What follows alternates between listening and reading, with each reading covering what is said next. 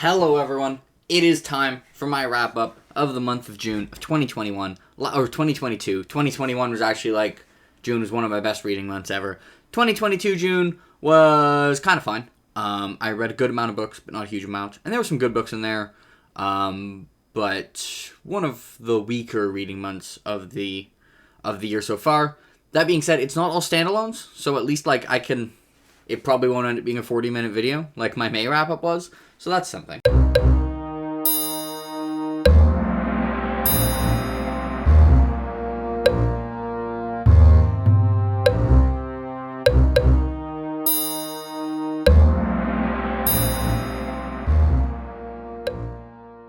Okay, so 6 books. They averaged out to a rating of about 7.9.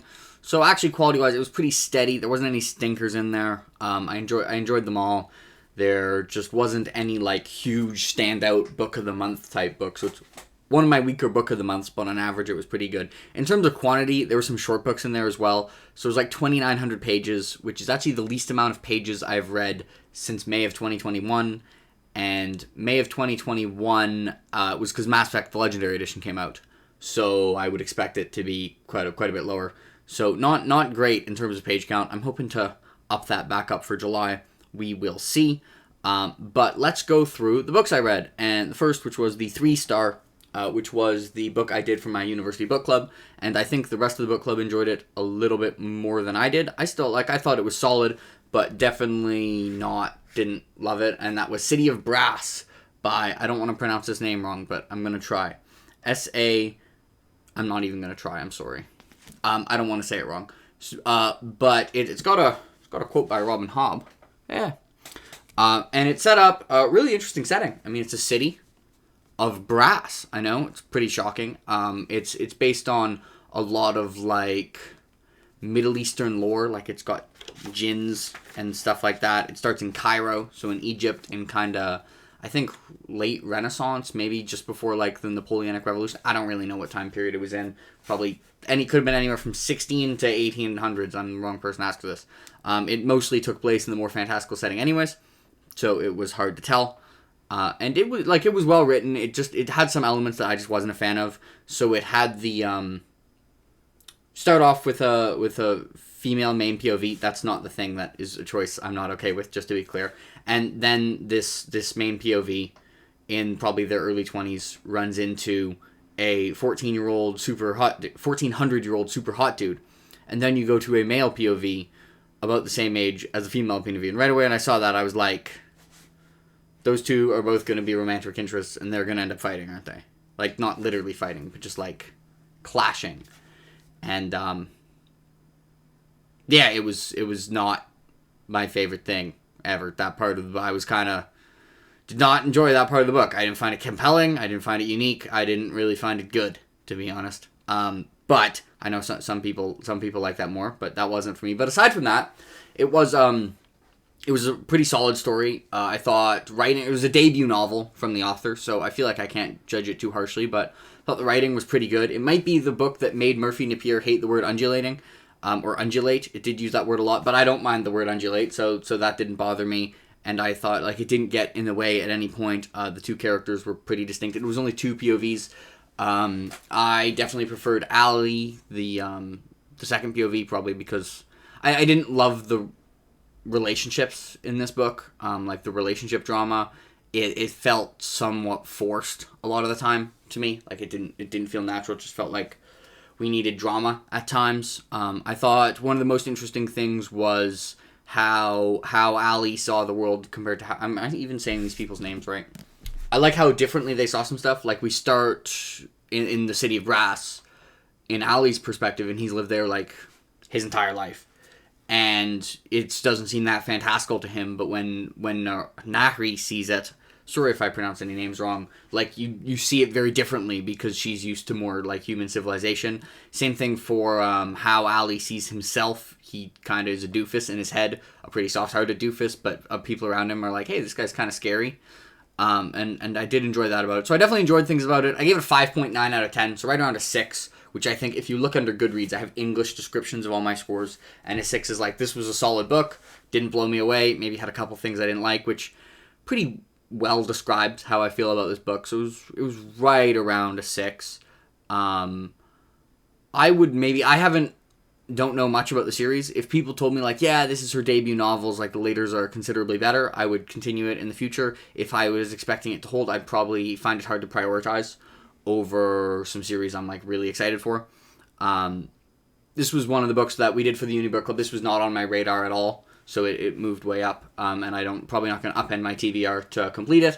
I may complete it in the future, especially if the other people at my university in the sci-fi fantasy club say that books 2 and 3 are like a noticeable step up, because I thought there was definitely some good ideas there, and some well done stuff. It also got started really quickly, like it really went straight to the punching, which was nice. Anyway, Diddy Brass could have used less teenager 1400-year-old love triangle, because it's not something I'm particularly into for reading wise, but other than that, it was pretty solid.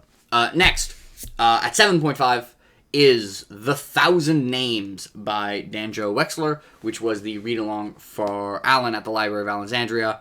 Everything of this and above there was no stinkers this book. I enjoyed all of them. I just didn't love any of them, except maybe one, which is kind of borderline. But this was really, really solid. I enjoyed this quite a bit. It's not one of my favorite books ever, but this is why reading is my favorite hobby, because I can read a book that, like, isn't one of my favorite ever, but I still really enjoyed reading it. The action scenes, like the flintlock action scenes in this, were really cool. I thought his writing was quite good. The way, not necessarily, because the things weren't necessarily, like, filthy, they were just kind of worn down. Like, the feeling of how, like, old and kind of beat up things were, and, like, the setting was really well done. There were also some interesting characters. I have an entire discussion with Alan. If you want to know more thoughts on this, we have spoiler-free and spoilers. But I thought it was a thoroughly solid read that did some battle stuff really well, and everything else was good enough. I have more to add, but I already talked about it. So if you want more detail, you can. I'll leave the link in the description if I remember to. But yeah, enjoyed it. Going to continue. Own Shadow campaigns should be something I read in July, which I mentioned in my summer TBR. Okay, next up, I have it in the omnibus, but this is Dreams of Steel by Glen Cook, which is the 5th book in the Black Company.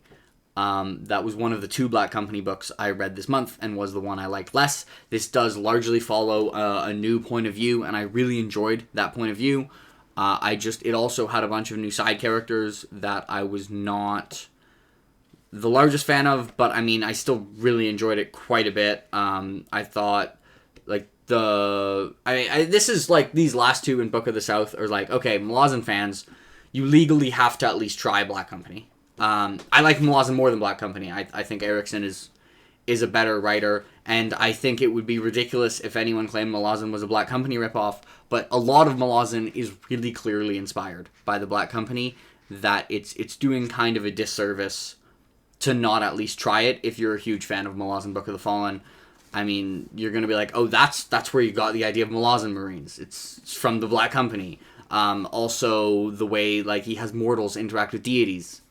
Black Company. And some other stuff as well. Like, he didn't copy, like, plot lines. What he clearly took inspiration from is, like, the vibe of Malazan Marines, where you have a bunch of people who are, like, messing around, but then when things go down, they're, like, the most dangerous people on the planet. And that continues here. So I've enjoyed every Black Company book. I've liked them all. I've given them all at least 8 out of 10. This is my least favorite, barely, but it's still really enjoyed it quite a bit. Gave it out of 10. I'm going to put this back because we're going to come back to the Books of the South later.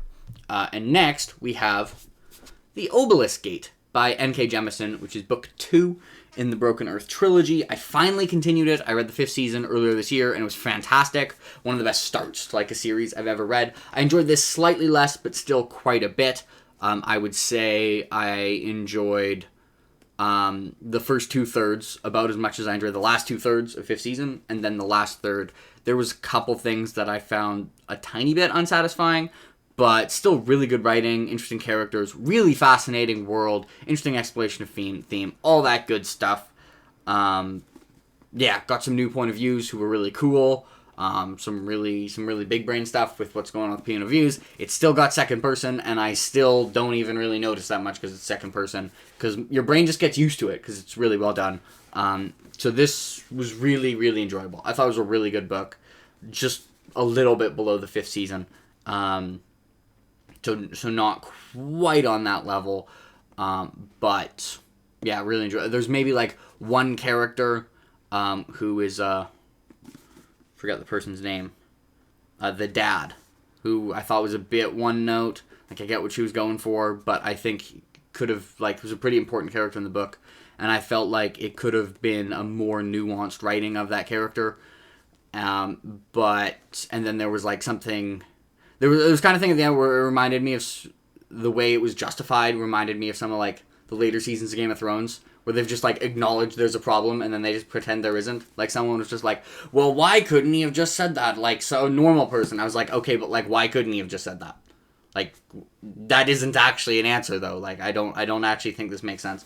But those are not big things from a book that has really interesting protagonist, really interesting world building, and is just a really compelling story. So, Broken Earth continues to have my seal of approval. I should be getting to The Stones Guy in July. Next up, we have not my book of the month, River of Stars by Guy Gavrier, which I would have bet on being my book of the month, but alas, it was not so. This was a Guy Gavrier book I have some cons for. The good stuff is still mind-blowingly good. Like, he made me angry about a tree. Not, like, frustrated, like, livid about a tree. Some of the writing in here is phenomenal. The opening chapter is phenomenal. Some of the politicking is phenomenal. Especially the main character, Ren Diane. There's two main characters, but I think Diane especially, just a phenomenal arc. But there was also some stuff in this that I definitely enjoyed less than the other Guy Gavrier books. I think it had slight issues of POV hop-itis.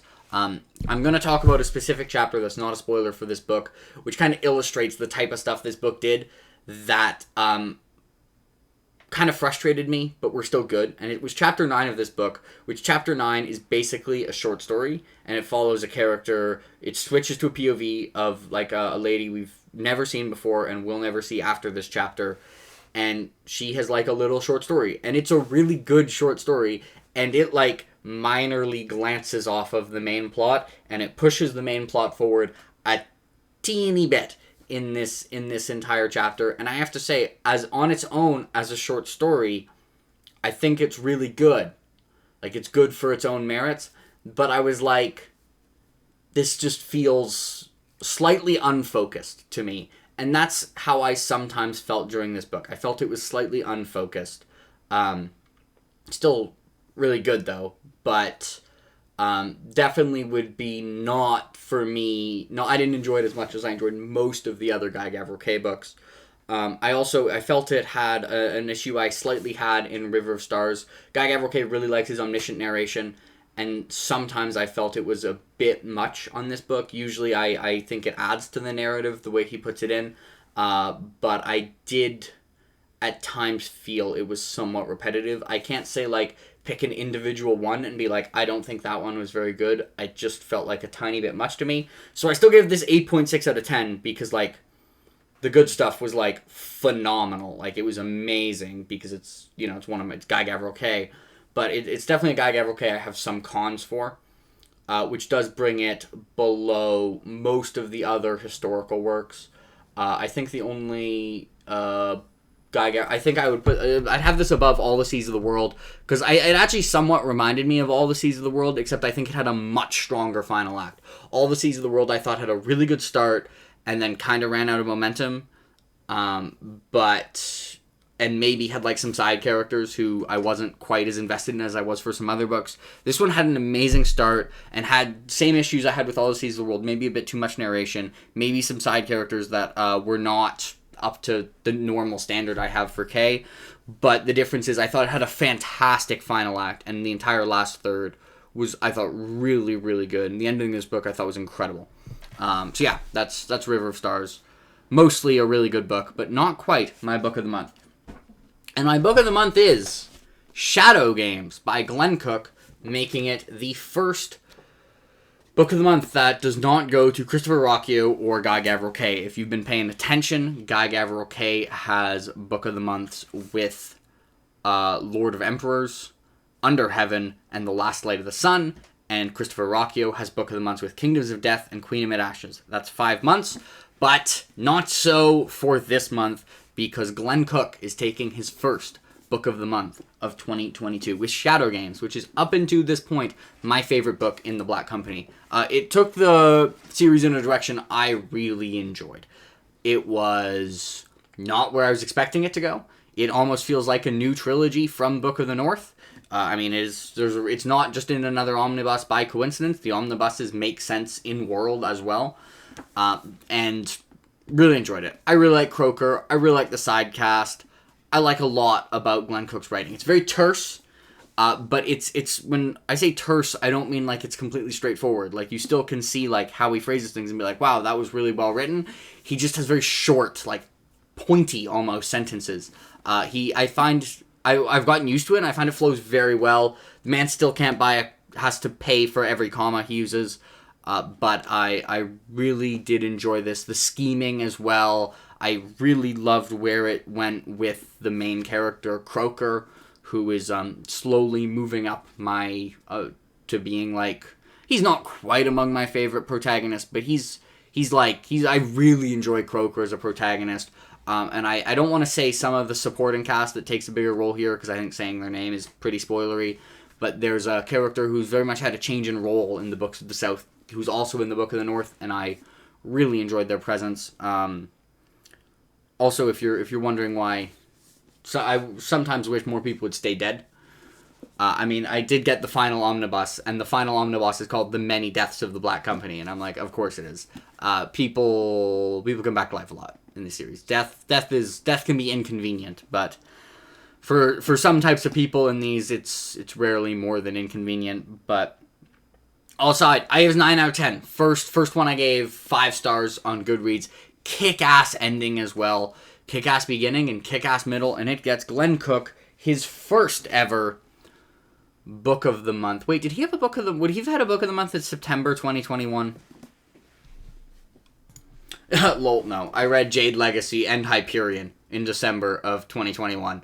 So, no, Shadows Linger did not get a book of the month because, well, Jade Legacy and Hyperion got that book of the month because those books rule. Anyway, hope you enjoyed my wrap-up. This was June 2022.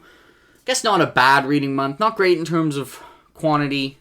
Pretty solid in terms of quality. Just no real standouts.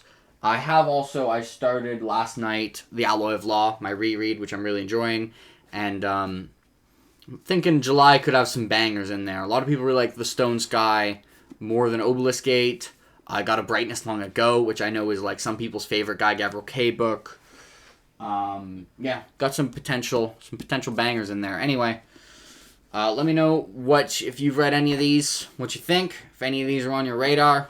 Have a nice day, everyone.